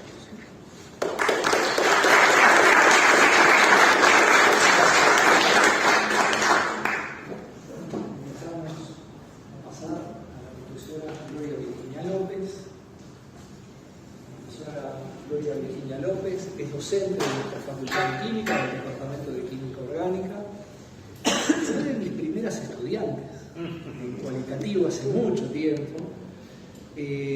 Trabaja no solamente en Facultad de Química, sino en el Instituto Pasteur también, en base al convenio que mantiene la Universidad de la República con el Instituto Pasteur. Y como todos ustedes habrán visto en prensa en los últimos tiempos, se ha dado a conocer el avance muy importante que ha logrado a través de la formulación de un medicamento que está en este momento en fase 1, como ya se dijo anteriormente, y sobre la cual nos va a estar explicando ahora. Un honor realmente escucharte. Muchas gracias por la oportunidad de contar los avances que hemos tenido en la investigación. Nosotros somos, como decía el decano, un grupo de investigación que está formado por investigadores del Instituto Pasteur de Montevideo y de la Facultad de Química, que viene desarrollando su investigación en enfermedades crónicas no transmisibles, considerando que estas son la principal causa de muerte a nivel mundial, y desde nuestro lugar, sobre todo también teniendo en cuenta que por los cambios de hábito de vida, el crecimiento del sobrepeso a nivel mundial ha sido muy importante. Aquí en esta parte debería hablar de obesidad, y la obesidad que está asociada a estas enfermedades crónicas no transmisibles, y que subyace a estas enfermedades una inflamación crónica a bajo ruido, que no es la inflamación que conocemos cuando sufrimos un golpe que implica un aumento de calor en la zona, dolor, sino que es una inflamación que no se visualiza hasta que la progresión de la enfermedad ya es más avanzada. Tratando de entonces nosotros atacar a ese nivel, empezamos a trabajar con un grupo de sustancias que contienen en su estructura, ¿sí? Aquí debería haber una estructura química, que son los ácidos grasos insaturados nitrados, que fueron estudiados tanto en Estados Unidos por el grupo del Dr. Freeman, pero también en Facultad de Medicina, aquí enfrente, por el doctor Homero Rubo, Rafael Radi, Carlos Battiani. A través del conocimiento generado por el uso de esos ácidos grasos insaturados, que son son componentes endógenos, nuestro organismo los genera y son moduladores de la inflamación. ¿Qué pasaría si ese grupo funcional nitroalquenilo que estaba en esa estructura la incorporábamos en otra estructura química que pudiera de alguna manera atacar ese síndrome metabólico que nos lleva asociado a la dislipemia, a la obesidad, a la diabetes tipo 2? Entonces empezamos a trabajar en llevar ese grupo nitroalquenilo, que es este grupo aquí, a otras estructuras. En este caso es la vitamina E. La vitamina E es el principal componente de antioxidante de las lipoproteínas, y las lipoproteínas están asociadas al desarrollo de la aterosclerosis. Entonces, al llevar este componente antiinflamatorio a través del metabolismo normal hacia la zona de la lesión, esperábamos encontrar un efecto antiinflamatorio, y de hecho eso es lo que se demostró, que disminuía el área de las lesiones ateroscleróticas. Eso fue un trabajo de tesis del doctor Jorge Rodríguez. En la misma línea, cambiando de estructura a una más simple, también conteniendo ese grupo nitroalquenilo, llevamos a trabajar en un modelo de obesidad y demostramos que, si bien no se observaba una disminución de la obesidad, sí se observaba una mejora, un mejor manejo de los factores asociados a el sobrepeso, como la glicemia en ayuno. Entonces, esto de alguna manera nos decía que estábamos cerca de encontrar un potencial fármaco para el tratamiento de esas enfermedades crónicas no transmisibles.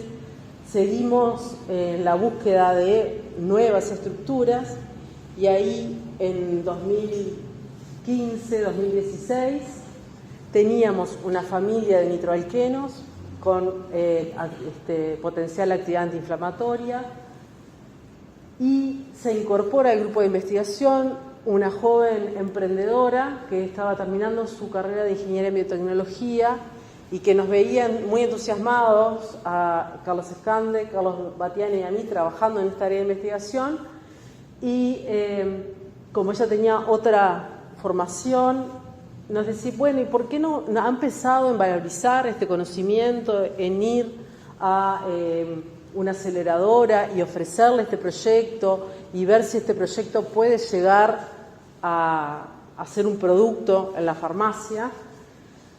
Y entonces dijimos, bueno, dale, vamos.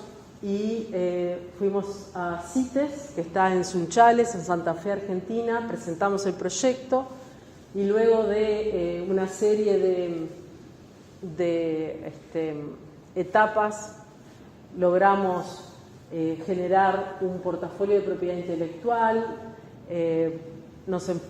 aprendimos a contar nuestra historia y vender nuestra idea, nuestro conocimiento, y logramos obtener un capital semilla de $700.000 que nos permitió en los 2 años siguientes estudiar esa familia de moléculas, seleccionar con cuál de esas moléculas íbamos a seguir trabajando y en qué indicación nos íbamos a centrar, y ahí empezamos a trabajar con MBD1, que es una molécula pequeña, de fácil preparación, que si logramos que llegue al mercado va a tener un valor adecuado, bajo para nuestra economía, que logró en 3 semanas de tratamiento en un modelo de obesidad de ratón reducir la ganancia de peso en un 30%. Entonces, a la vez que con esto generamos una startup que llamamos Eolofarma, y empezó el carril de lo que es el desarrollo de un fármaco para llevar a la clínica. A la vez, nosotros como investigadores en el instituto y en la facultad seguimos trabajando en estudiar esta molécula y en ver mediante qué mecanismo estaba llegando a tener este efecto, ya que observamos que no dependía de la actividad antiinflamatoria que nosotros originalmente buscábamos. Si bien la tiene, no explica el efecto que obteníamos. Y entonces seguimos trabajando en torno a MBD1 y logramos identificar el mecanismo de acción. Es la prevención y el tratamiento de la obesidad utilizando MBD1 se logra a través de la producción de termogénesis dependiente de creatina, que es un mecanismo que está recientemente descrito en la literatura, que todavía no está completamente disecado, pero que de alguna manera nos orienta para encontrar un posible blanco de acción que nos va a permitir mejorar esta molécula o encontrar moléculas análogas que puedan tener el mismo efecto. Seguimos entonces, Eolo siguió trabajando en el camino del desarrollo preclínico del fármaco. Comenzamos con el escalado de la síntesis, vino la pandemia, pero igual no nos detuvo. Seguimos trabajando con los estudios preclínicos de seguridad y de estudios de toxicidad en modelo animal, roedor y no roedor, para completar en 2021 todos los estudios y en el correr del 2022 completar el desarrollo preclínico, los informes, presentar la documentación y el protocolo clínico necesario para llevar un estudio clínico de fase 1 en Australia, lo que nos lleva a donde estamos hoy, en abril del 2023, donde ya estamos comenzando la fase 1A, por ahora sin dificultades, y esperamos seguir así. Y entonces este ha sido un camino de desafíos y aprendizajes.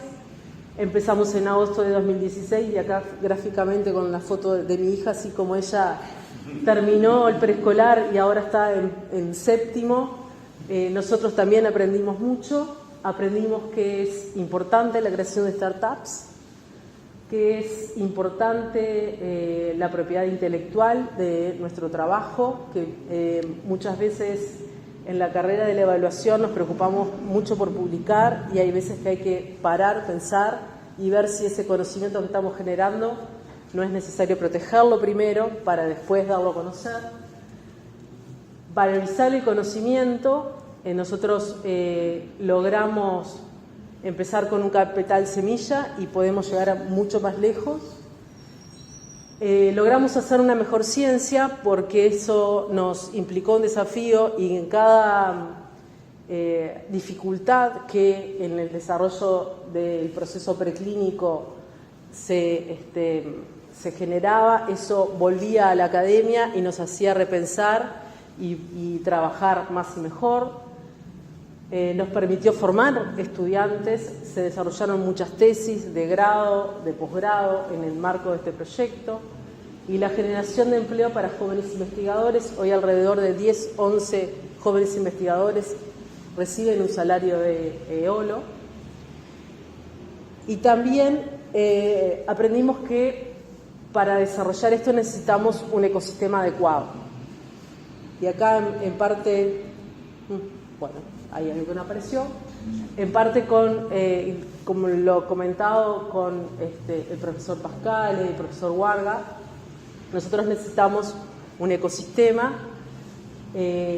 estamos en la academia, generamos conocimiento, generamos innovación que necesita valorizarse y para eso necesitamos alguien que nos ayude a identificar una oficina de vigilancia y transferencia tecnológica que nos identifique si ese proceso con el que estamos trabajando es una idea valorizable, que nos encuentre o nos ayude a buscar un partner en la industria que pueda desarrollar ese proceso, a producir ese desarrollo tecnológico, que a su vez eso pueda rendir frutos económicos que puedan volver a la academia y cerrar el círculo virtuoso de la innovación.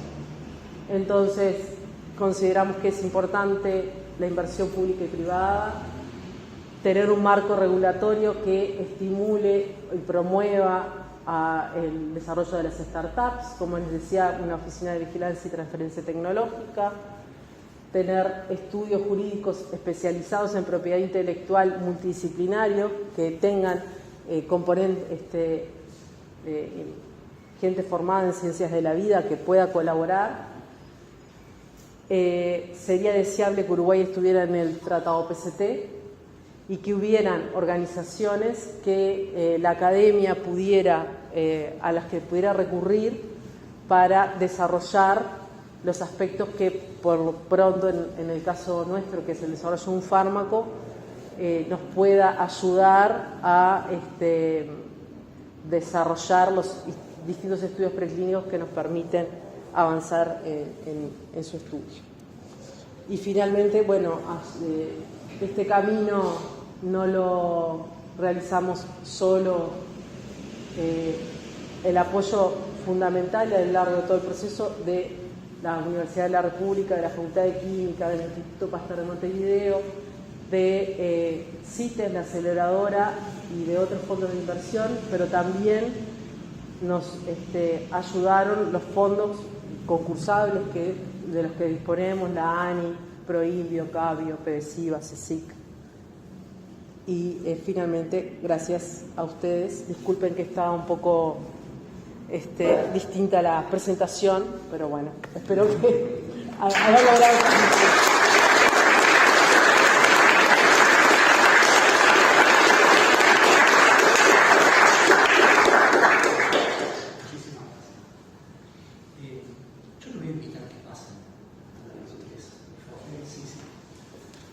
Yo quisiera, antes de pasar a la ronda de preguntas, primero agradecer a los tres invitados. Ha sido un honor ha sido un honor que nos hayan contado desde lo general, lo tecnológico, a lo particular de nosotros químicos. Yo quisiera agradecer también la presencia del director Alberto Majó del Ministerio de Educación y Cultura, del decano de la Facultad de Ciencias Económicas y Administración, el profesor Javier, invitados a estar aquí en un día que, bueno, es un día laboral, un día particular, pero que nos congregó en base a lo que es innovación. Quisiera terminar estas palabras sin agradecer a quienes hicieron posible también desde luego la Facultad de Química que hayamos tenido esta actividad, los asistentes académicos de Carmen, Carlos Sevilla, Florencia Suárez, Elina Martínez, Federico Francó. Realmente es un equipo que ha colaborado para poder llegar a tener esta instancia, así como vamos a tener la que ustedes van a ver el día 24 de abril, desde ya es importante que pensemos desde una facultad de química en contextos de innovación, en contextos de podemos con lo que hacemos, con lo que producimos, con lo que pensamos, agregar valor. Y agregar valor que pueda tener utilidad, aplicación, y que pueda servir para la sociedad que nos está apoyando, para la sociedad que nos paga nuestros salarios, nuestros equipos, nuestros insumos, la actividad que hacemos día a día y a quienes nos debemos. Entonces, coincido con mucho de lo dicho, con todo, pero en particular con el hecho de que después de la pandemia estamos afrontando otro mundo muy diferente, en donde cada vez se hace más énfasis en este tema, en donde, como todos sabemos, países que quizás no tenían medios, que quizás no tenían recursos naturales, salieron adelante en base a innovación, en épocas donde fueron pioneros. Hoy por hoy todos están convencidos, o por lo menos deberían estar, de que este es el camino para el progreso de una sociedad. Y el progreso de una sociedad culmina, como dijo el profesor Cajal, con el bienestar de la población. Eso es lo fundamental. Yo ya hablé demasiado, quedamos a las preguntas que desde el auditorio quisiera hacer.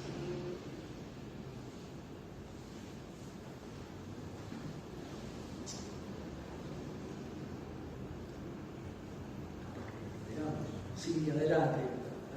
Yo voy a preguntarle a Warren. Recuerdo los primeros SIS en la empresa Milagros en la década del 90, ¿no? Porque yo conocía la historia, pero tengo ruido de algunas cosas y me gustaría que las cuente. ¿Cómo fue el salto de la academia a la empresa de parte de Warren? Eso es como primera pregunta. Y la segunda, que cuente un poco el derrotero de las patentes del SIS. Puede contar un poco sobre eso. Nunca tomé la dedicación total en la educación, porque de hecho en la condición de ingeniero vinculado a las actividades de aplicación de la ingeniería, la dedicación total me hubiera restringido enormemente. Es decir, con dedicación total nada de esto hubiera sido posible.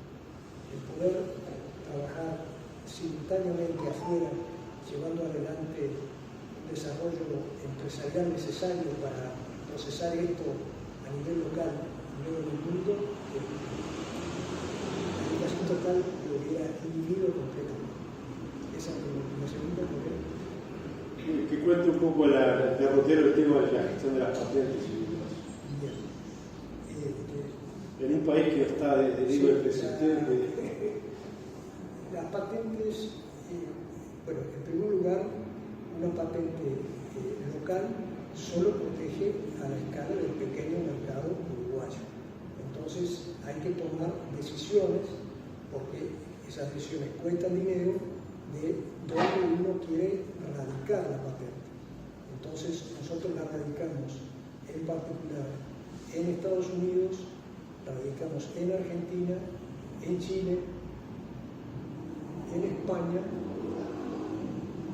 en Inglaterra, creo que, en fin, eso tiene un costo, pero protege dentro de esos países. Como esto se desarrolló primero en forma explosiva en California, nos ayudó enormemente en tener la patente en Estados Unidos.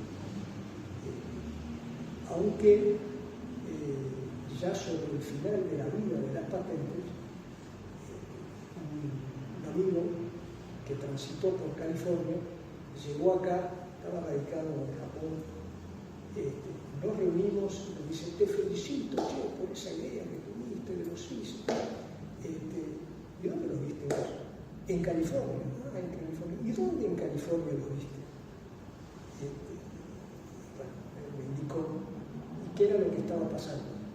Lo que estaba pasando era que la persona que en California actuaba como nuestro representante nos estaba mintiendo en relación a lo que vendía. Porque claro, cada CIS vendido significaba dinero que tenía que venir para acá. Entonces, la patente estaba, había un representante, este representante además tenía una historia que había sido de los primeros en instalar los aparatos, en fin, es decir, había actuado en buena medida bien, pero ya ahí aparecía una venta en la cual obviamente estaba vendiendo aparatos sin declarar a nosotros que les estaba vendiendo, porque por cada aparato tenía que pagar. Entonces yo dije, bueno, pero tenemos la patente. Entonces la agencia que acá nos sustentó las patentes, es decir, que nos orientó, en fin, nos hacía los trámites, dice: mire, bueno, que se va a meter en un lío. Si tenemos la patente, si es que nos está copiando, vamos a hacer uso. Sí, pero usted no sabe la legislación que tienen ellos para evitar que eso pase. Es decir, usted es dueño de la patente, efectivamente tiene una copia que no ha sido declarada, pero lo que le va a pasar es que lo primero que va a tener que hacer usted es no hacer la pelea judicial desde acá. Va a tener que irse al condado.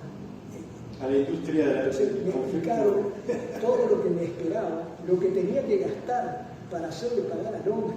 Y bueno, dejemos que corra. Es decir, que también hay que tener un poco de cuidado en cuanto a pensar que la patente en sí misma protege. Efectivamente protege, pero si alguien quiere copiar, por lo menos a nivel de la legislación americana, no le es difícil, y sí se hace muy difícil el poder actuar desde afuera, siendo el que desde afuera propietario de la patente. Así que hay que informarse, Pero ¿tú a puedes nosotros comparar no con protege. el patente también, cómo les ha ido? Nosotros lo tenemos patentado también en Estados Unidos y en el norte de Europa, América, China, India, Australia, las demás bases nacionales. Pero como proceso costoso y a la hora de tener un litigio complicado. Trabajamos con un equipo de abogados en Estados Unidos que nos ayuda además a generar la estrategia de cómo proteger, en qué momento, qué agujeros puede tener la patente y cómo trabajar para llenar esos agujeros. Ellos tienen bufetes que conocen de ciencia y de leyes. Entonces, nosotros trabajamos con un químico que además tenía una especialización como un posgrado en leyes.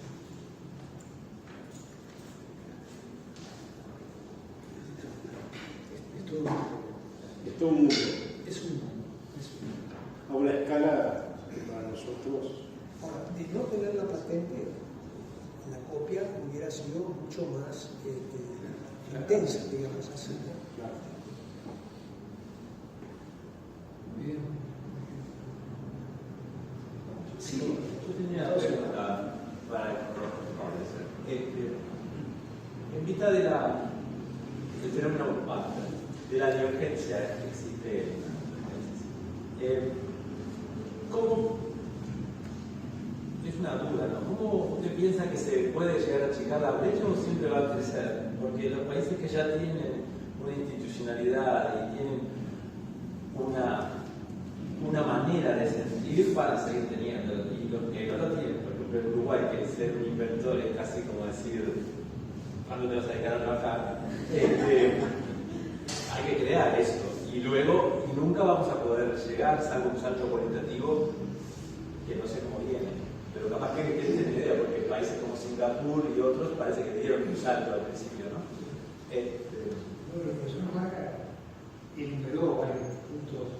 Sí, pero esos son excepciones. O sea, porque no hay en todos lados. ¿Cuál es? Lo que quiero decir, capaz que se necesita un empujoncito para poder hacerlo. Si no, solo estamos a la espera de sucesos excepcionales. No, está perfecto. Yo creo que la educación, por eso mencionó estos puntos muy importantes. No podemos hablar de educación cuando podemos hablar, somos adultos mayores, en las universidades casi no se usa, en la escuela ni hablar, ni se menciona esa palabra. ¿Cómo le voy a decir?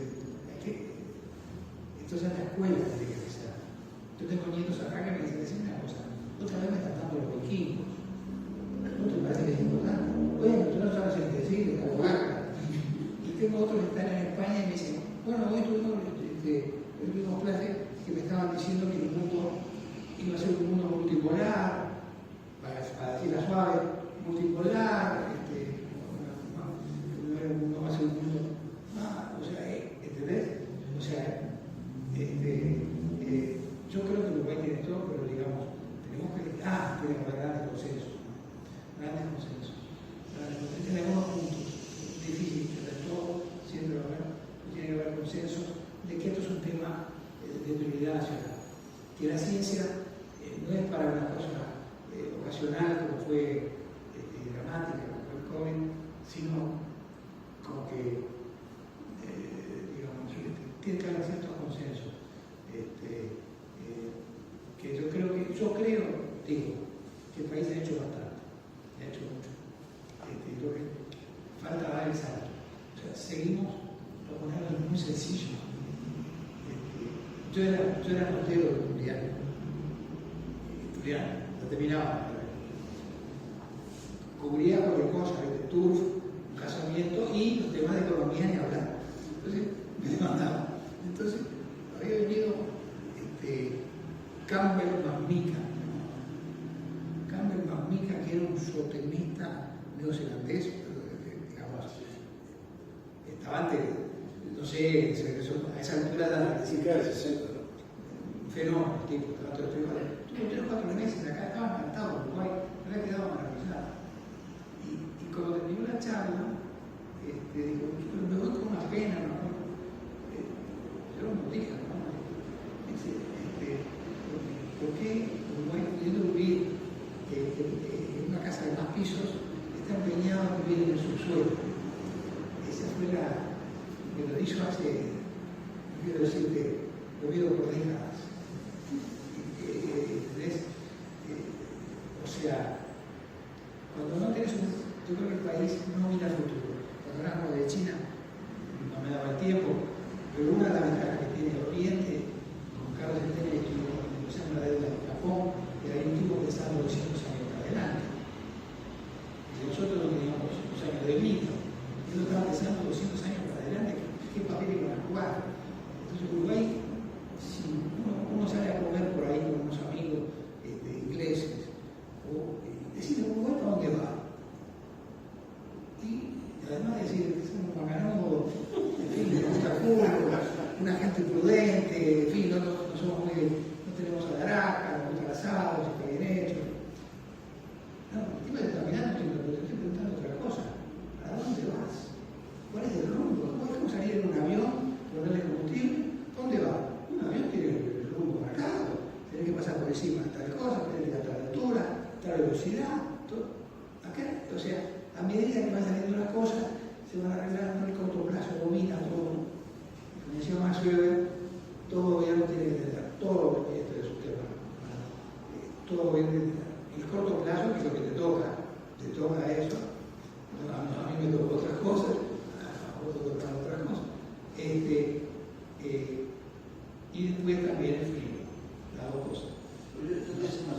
Por eso, yo creo, primero, no me gustaría que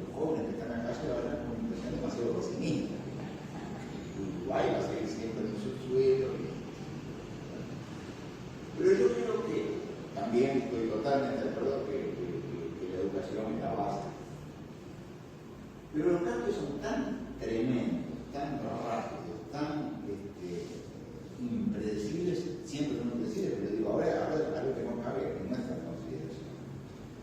Que yo no sé si esta forma de pensar de nosotros, es decir, del papel que cumplen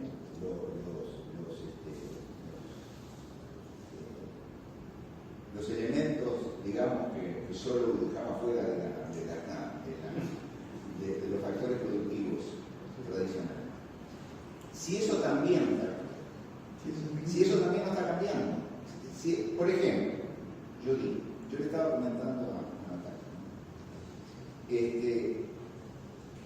me pareció escuchar, capaz que estoy equivocado, pero que la exportación de software en el Uruguay ya había pasado por encima de la de la manufactura. Más o menos. Eso era algo que yo pienso que hace 10 años, 15 años, no lo pensábamos. Entonces, quizás el cambio es tan vertiginoso que nuestro propio pensamiento actual de lo que viene, al no poderlo incorporar, va a quedar también fuera no va a quedar fuera de la realidad. Y quizás también países que hoy están con la curita hacia arriba como allí, pueden tener por delante futuros que son tenebrosos. No sabemos. Ver, por ejemplo, carísimo. Cuando por allí había aparecido una diapositiva, creo que era tuya, que se mencionaba, hacía pasar que el gran desarrollo tecnológico era a partir de las inversiones que se habían hecho en el campo militar. Por eso es acá, Sí. Pero eso no es para haber invertido en el campo militar, eso es para haber invertido. O sea, si ese volumen enorme de recursos que destinaba a los países para mantener sus ejércitos y diseñar las armas más modernas y mortíferas, se hubieran dedicado a otros sectores, hubieran progresado más o menos como así. Entonces, y ahora tenemos el tema de las guerras, de estas cosas, la enorme cantidad de recursos que están dirigiéndose casi a ese lado. Y entonces con este mundo tan cambiante, yo no sé si hay que ser tan pesimista o más pesimista, ¿no? Pero quiero decir, quizás ese razonamiento que nosotros tenemos, ¿verdad? De que los factores, la productividad total de los factores, está la cultura, y está lo otro, ¿cómo se llama? Weber, los norteamericanos se desarrollaron porque vienen del lado protestante, y nosotros estamos hundidos porque venimos del lado católico, y ellos no podían prestar ningún tipo de intereses, y toda la historia. No sé si es algo que no quedó ya, digamos, que los cambios son tan radicales que esas cosas quizás dentro de un tiempo nos parecen raras, nos parecen. Pero yo no creo que se vaya a tocar con lo que Si era el caso, que acá en la industria que mencionaba recién de la, digamos, temática, ya ahora con el advenimiento de innovaciones tan disruptivas, ya no la pena votar. Digo, viste que las más importantes ya se vendieron. Ya se vendieron. Ahora lo que está cambiando ya. Y eso lo que ha hecho el atrás, lo que ha hecho el antecesor mayor, que había traído hasta dos, que se acuerdan. Claro. Cuando trabajaba en la línea. La IBM. Y ahí era director, ¿verdad? Y trajo a la Facultad de Ingeniería los que generaron toda una masa crítica de fantástico. Se llamaba el computador universitario. Sí. Después cambió. O sea, eso hoy ya no sé si aguanta. Exacto. Por ejemplo, Salón se vendió la más importante, que daba la cabeza. Los cambios son muy drásticos, muy disruptivos. Muy disruptivos, por eso es difícil hacer predicción. Sí. ¿Qué vamos a hacer? Bueno, ahora que la educación es clave, eso no cabe ninguna duda. Gracias, Álvaro. Álvaro nos agradeció por haber venido. Yo en realidad quiero agradecerle a a Álvaro y a todo el equipo y a los distinguidos profesores por todo lo que nos expusieron.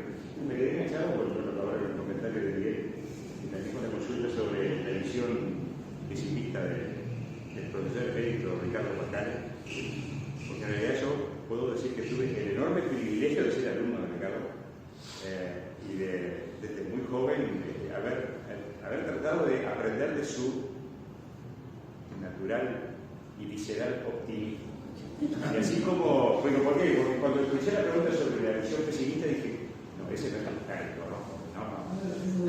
Absolutamente. Entonces digo, así como recomiendo la lectura del libro basado en la experiencia de Miguel Vargas, quiero recomendar la lectura del libro de Ricardo Pascal, El freno al impulso, porque precisamente lo que nos traza ahí de alguna manera nos da algunas respuestas desde su punto de vista sobre los caminos que debería recorrer el Uruguay, con una visión, con una lógica absolutamente optimista.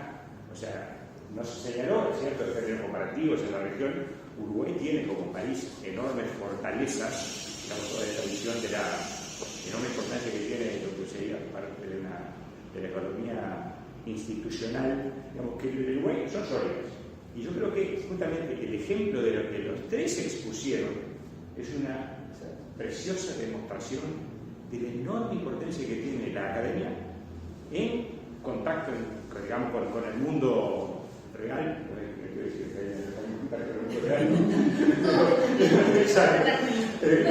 Y yo creo que justamente estas incertidumbres, estas ambigüedades, estas rupturas y los sucesos que vivimos en los últimos 3 años son la mejor demostración de la enorme importancia que tiene la inversión en ciencia, en conocimiento, en tecnología. Y creo que más tarde o más temprano, los ejemplos que estuvimos viendo demuestran que el camino es ese. Y bueno, de alguna manera sumarme al agradecimiento caluroso a los queridos amigos. No, yo creo además que cada vez más las empresas privadas van a venir a la universidad. Ese es un camino que se inició en un momento a él, nosotros, pero creo que ahora cada vez van a mirar la atención. No sé qué pasa en ingeniería. Los acuerdos. Me da la sensación que cada vez se hace imprescindible por las características de los problemas que hay que afrontar, que vayan a buscar el conocimiento local más que importar el conocimiento. En química o yo quiero hacer una agregada, una reflexión aprovechando que hay economistas también, capaz que haya prohibido.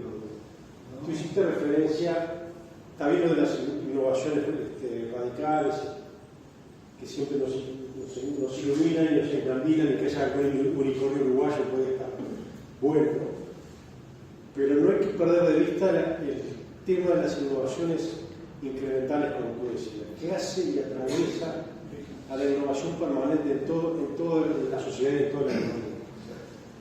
Yo tengo la impresión de que no hay buenos estudios sobre cómo los sectores económicos, los sectores productivos, están haciendo uso intensivo del conocimiento de las innovaciones incrementales.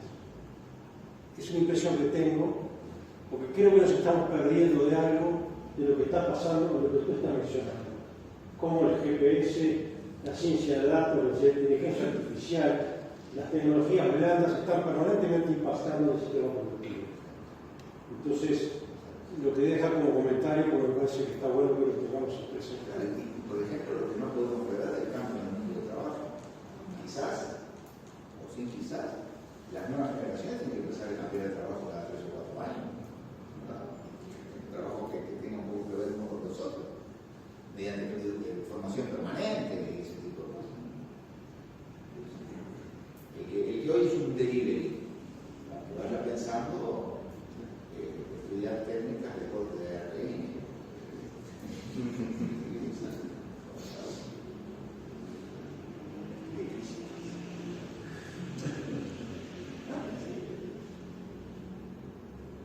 Muy bien, creo que para hacer primera actividad de abril innovador dejamos la vara muy alta. Yo les agradezco todo este intercambio también que hemos tenido al final.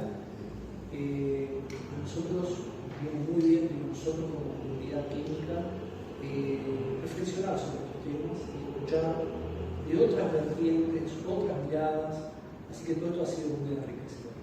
De nuevo mi agradecimiento a los 3 invitados que nos han ayudado a aceptar la invitación y a todos ustedes por estar presentes. Muchas gracias.